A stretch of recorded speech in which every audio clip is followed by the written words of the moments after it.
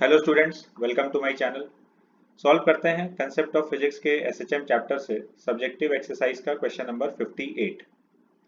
A particle is subjected to two simple harmonic motions, one along the x-axis and other on a line making an angle of 45 degree with the x-axis. The two motions are given by x equal to x naught sin omega t and s equal to s naught sin omega t.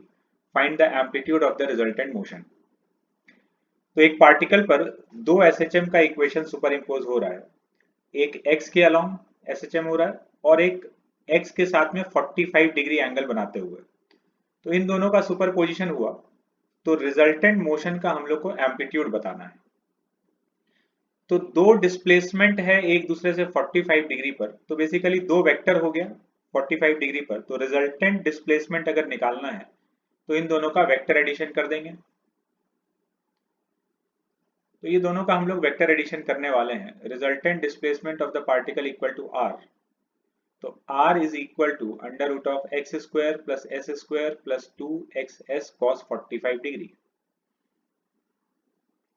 x का और s का value put कर दिए तो ये x not square sine square omega T, s not square sine square omega T plus 2x not sine omega T, यहाँ पर ये omega T into S not sine omega T और cos 45 1/√2।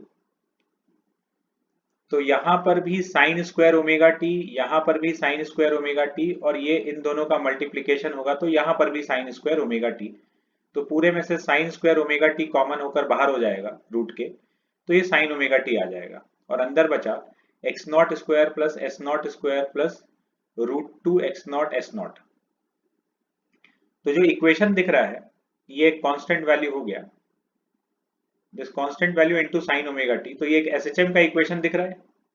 इस SHM के इक्वेशन में ये sin omega T के साथ ये जो भी फैक्टर आ रहा है यही एम्पलीट्यूड है। तो ये एम्पलीट्यूड का वैल्यू आ गया x not square plus S not square plus √2 x not into S not.